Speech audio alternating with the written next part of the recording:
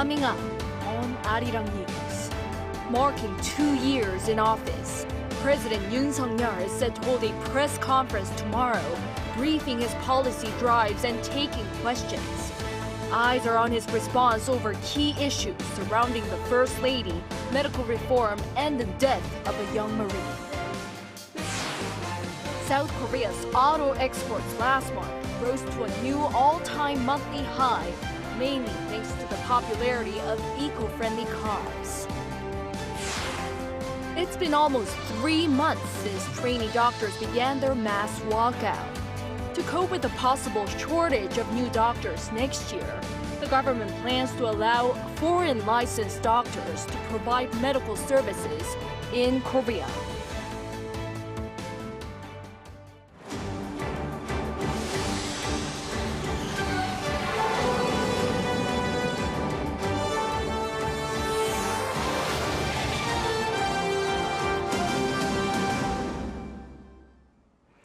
Good evening. It's 9 p.m. here in Seoul.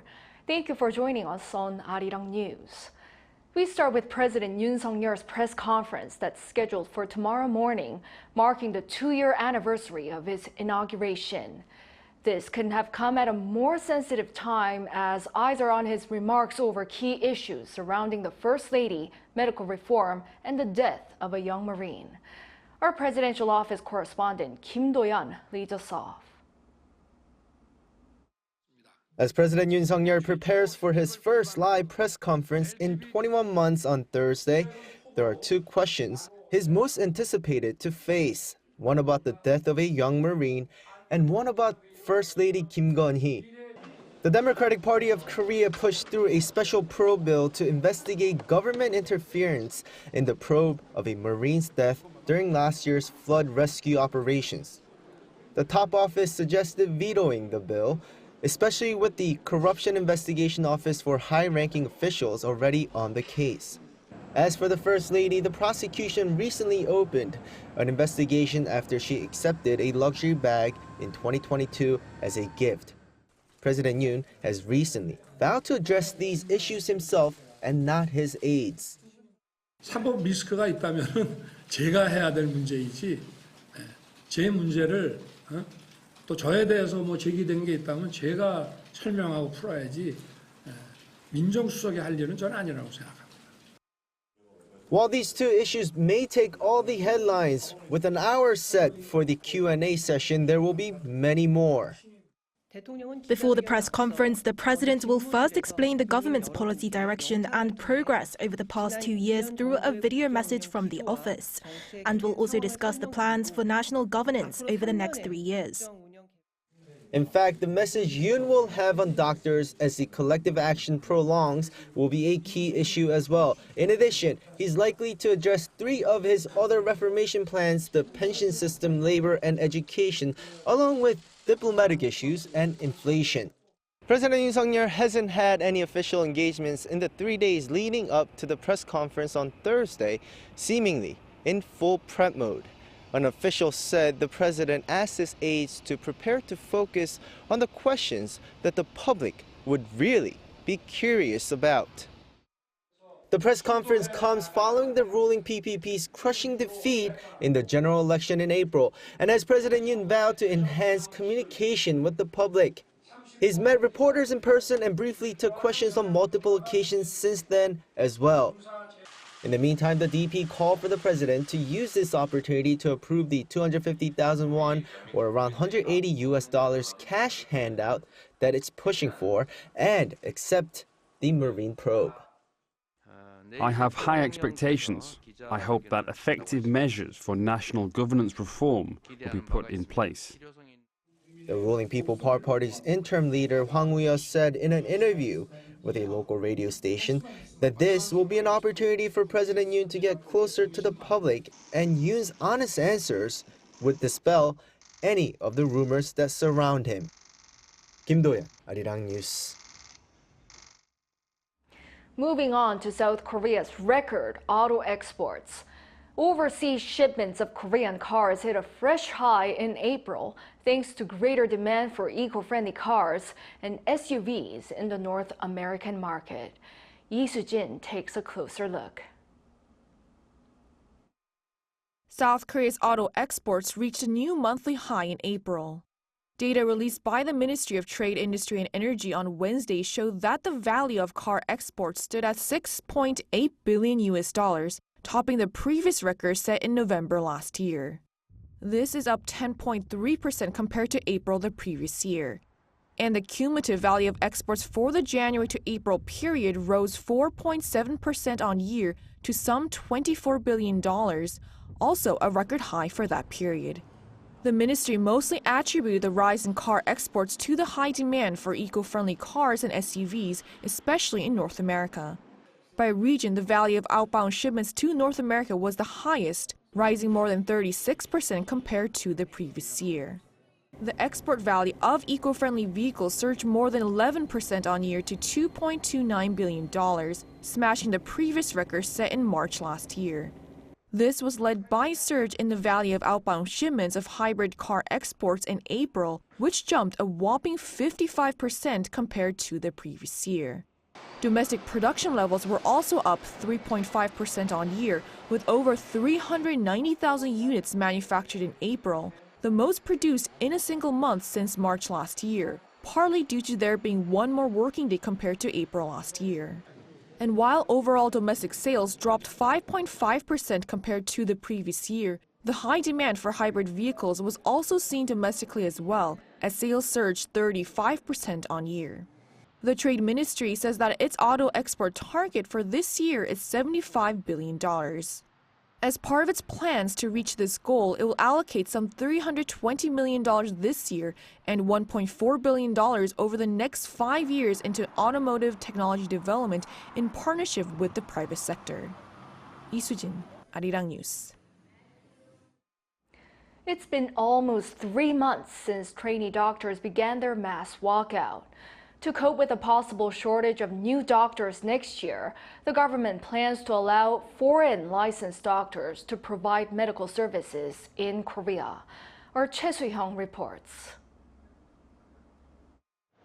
The medical crisis is growing as the collective walkout by trainee doctors and leaves of absence taken by medical students has lasted for almost 3 months. The medical authorities are concerned that there will be a shortage of new doctors next year, as there won't be enough to meet the current annual quota of 3,058 doctors per year graduating from medical schools. Also, junior trainee doctors won't be able to take specialist exams the following year if they are absent for more than 3 months. The authorities said around May 20th as the deadline for these doctors to return to their hospitals. Within the emergency response system, doctors with foreign licenses will be able to provide medical services here with the approval from the Health Ministry. But this will be limited to when the healthcare alert level reaches serious as it is now due to the walkout. The Health Ministry gave official notice of a revision to the medical law on Wednesday, stating this was to address the shortage of doctors that is creating a healthcare gap. It added that the move was to protect the health and lives of people as the dispute over increasing the medical school enrollment quota continues to escalate. The ministry will accept opinions on the revision up until May 20th, while an exact implementation date has yet to be determined. Meanwhile, the academic board at Busan National University, 320 kilometers south of Seoul in Busan, decided not to revise its internal regulations on increasing its medical school quota.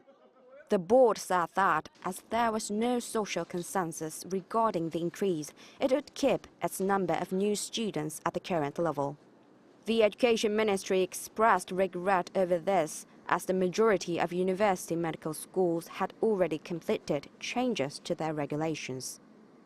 While other universities have either completed or are smoothly progressing with a revision of their regulations, the ministry regrets the situation at Busan National University.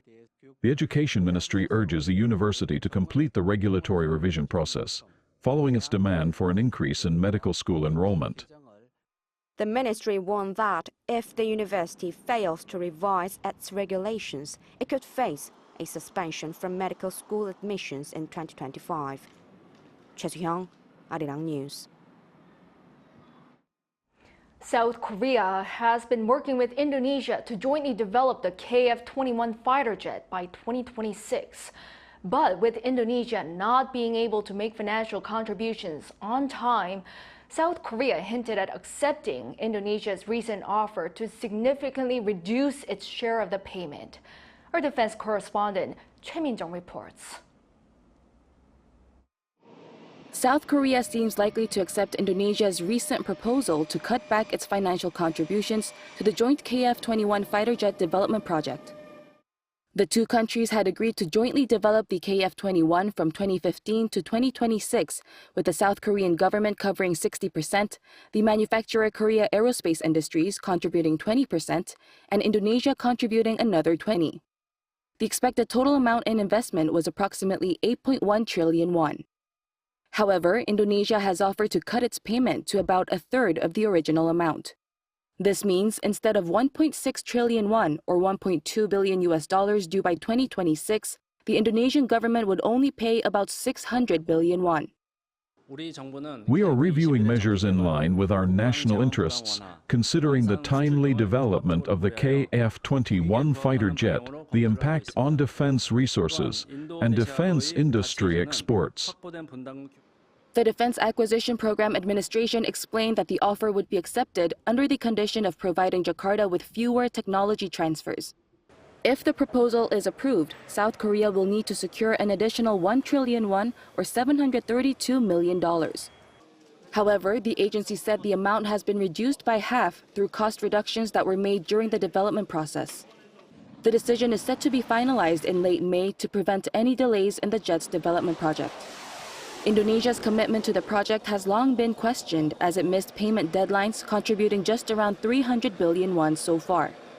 The proposal comes amid an ongoing probe into alleged attempts by Indonesian engineers to steal the jet's technology from Korea Aerospace Industries. Choi Min-jung, Arirang News. South Korea is looking to integrate artificial intelligence into various industries to further boost manufacturing and production.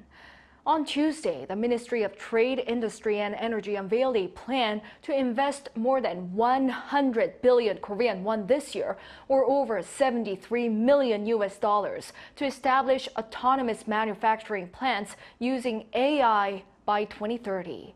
It hopes that this will boost production by 20% of current levels, as robots presently used in production lines are limited to undertaking simple, repetitive tasks. The automobiles, electronics, machinery, and textile sectors are likely to benefit from this project as they integrate more advanced forms of AI into manufacturing.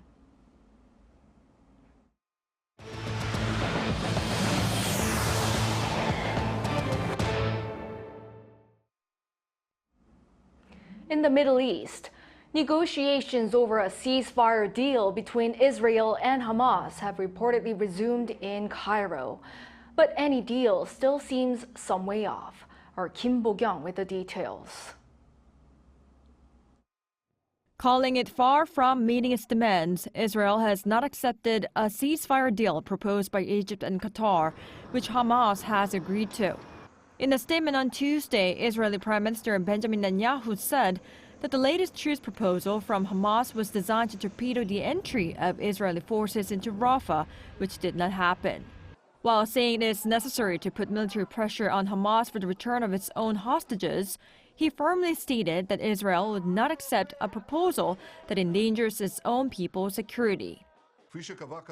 Israel cannot accept a proposal that endangers the security of our citizens and the future of our country.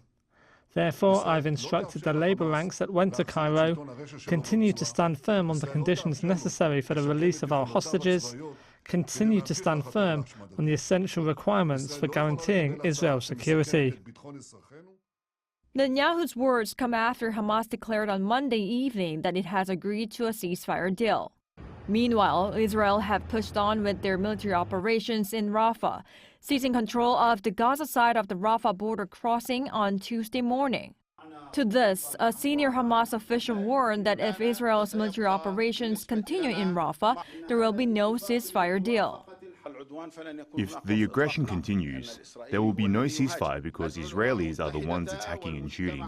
This agreement, which the movement agreed to, represents the minimum that responds to the demands of our people and our resistance. Amid the ongoing fighting between Israel and Hamas, the White House has confirmed that discussions on negotiations have resumed in Cairo, Egypt, and that CIA Director Bill Burns is there. While saying that they should be able to close the remaining gaps, the national security spokesman added that the U.S. will do everything to support the process.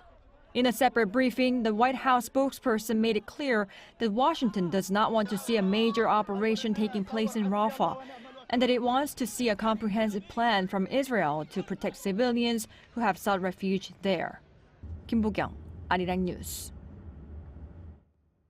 In Russia, Vladimir Putin has begun his 5th term in office with claims of a will to work with the West, provided it's on equal footing. Lee Seung-jae covers his remarks. Tuesday marked the beginning of another 6 years in office for Russian President Vladimir Putin, with this inauguration ceremony taking place in Moscow. His 5th term in office comes amid fierce criticism from the West amid the prolonged war in Ukraine. During his inauguration speech, Putin expressed willingness to hold talks with the West, but only on equal terms. Dialogue, including on issues of security and strategic stability, is possible, but not from a position of force. Without any arrogance, snobbishness, feeling of one's own exclusiveness, but only as equals, respecting each other's interests. Putin also stressed that the country's state, public, and political system must remain strong and resistant to any challenges and threats in order to maintain the stable development, unity, and independence of Russia. The Russian leader also vowed to grow Russia into the world's 4th largest economy by 2030. The ambitious goal comes as Putin signed a decree that sets national development goals for 2030 and beyond on the day of his inauguration. In the decree, Putin called for Russia's GDP growth to be above the global average, while increasing research and development costs to 2% of GDP by 2030, raising the ranking of R&D spending compared to economic size to within the world's top 10. Meanwhile, South Korea's ambassador to Russia, Lee Do-hoon, attended the inauguration. A South Korean government official who spoke on the condition of anonymity said that Lee's participation was decided after careful consideration of various pending bilateral issues and the need to manage bilateral relations with Moscow. His visit also came despite the boycott of Western countries amid the protracted war in Ukraine. Lee Seung-jae, Arirang News. Russia says it hopes to further develop relations with North Korea in all possible areas. That's what Kremlin spokesperson Dmitry Peskov told reporters on Wednesday. At a briefing, the Russian official said North Korea is a, quote, good and very promising partner. Regarding reports that Russia shipped oil to the north exceeding the UN Security Council's sanction limit, the spokesperson declined to answer further, saying it's a military matter. Peskov also said he had no comment when asked about Ukraine, claiming that Russian agents have been plotting to assassinate President Volodymyr Zelensky, but added it was unlikely to be accurate information. North Korea's propaganda chief Kim Jong-un has died. The North state-run media said he passed away on Tuesday due to old age and multiple organ dysfunction. He was 94 years old. North Korean leader Kim Jong-un paid tribute to the deceased early Wednesday morning. The North's media also said the regime's leader will lead the state funeral committee for Kim Jong-un, who will be buried on Thursday. Kim spent decades heading propaganda events idolizing the leadership inheritance system within the ruling Kim family. He visited Seoul in 2009 to attend the state funeral of former South Korean President Kim Dae-jung. Chinese President Xi Jinping is on a 3-country tour of Europe, his first state visit to the continent in 5 years. While there, his message looks to be directed toward the U.S. Our foreign affairs correspondent Bae Eun-ji explains more. France was Xi Jinping's first stop on his first trip to Europe in 5 years. As the two countries seek to mend ties after relations strained over trade disputes and Beijing's support for Russia, the two leaders highlighted the importance of a stable relationship. This year marks the 60th anniversary of the establishment of diplomatic relations between China and France. 60 years is a jiazi in the traditional Chinese calendar, which means inheriting the past and opening up the future. The France-China relationship is steeped in history and features mutual respect and mutual trust. I believe it can play a useful role beyond bilateral relations and, to a large extent, promote EU-China relations and world stability. Experts say Xi's tour appears to be aimed at weakening coordination between the U.S. and Europe amid the growing rivalry between Washington and Beijing. In fact, China's Global Times, an English-language newspaper under the Chinese Communist Party's flagship newspaper, The People's Daily, said in an editorial that the two countries agreeing to enhance agricultural cooperation during Xi's visit to France may offer valuable lessons for the U.S. It warned that the future of agricultural trade between Washington and Beijing depends on the willingness of the U.S. to engage in constructive dialogue. After wrapping up his trip in France, Xi headed to more Beijing-friendly countries, Serbia and Hungary, widely seen as an attempt to exploit differences within European nations towards Russia's invasion of Ukraine. Xi arrived in Serbia on Tuesday, marking the 25th anniversary of the bombing of the Chinese embassy in Serbia, when a U.S. strike accidentally hit the compound during NATO's air campaign against Serbian forces occupying Kosovo. Upon Xi's visit, Serbian communists hung banners to welcome him that read, "Kosovo is Serbia, Taiwan is China," supporting Beijing's One China policy. Xi's last stop will be Hungary, the first EU member to join China's Belt and Road Development Program, before he wraps up his 6-day tour on May 10th. 배은지, Arirang News.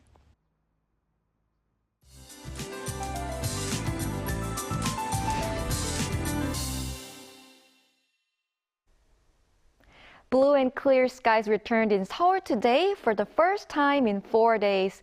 The sun shined brightly throughout the day. Tomorrow you will be able to see clear skies across the country. Daytime temperatures will be higher than today and will rise for the time being, but temperature differences between day and night will continue to widen. Tomorrow, high waves will rise on the east coast, the south coast areas of Gyeongsang-namdo province, and the coastal areas of Jeju Island, pushing strongly beyond coastal roads and breakwaters. Please refrain from approaching waterfronts. In the morning, it will be a little chilly, similar to today. Seoul will start off at 11 degrees Celsius, Chuncheon and Daejeon 9 degrees. Daily highs will move up to over 20 everywhere, making huge temperature swings. It is expected to rain again across the country between this Saturday afternoon and Sunday. That's all for Korea. Here are the weather conditions around the world.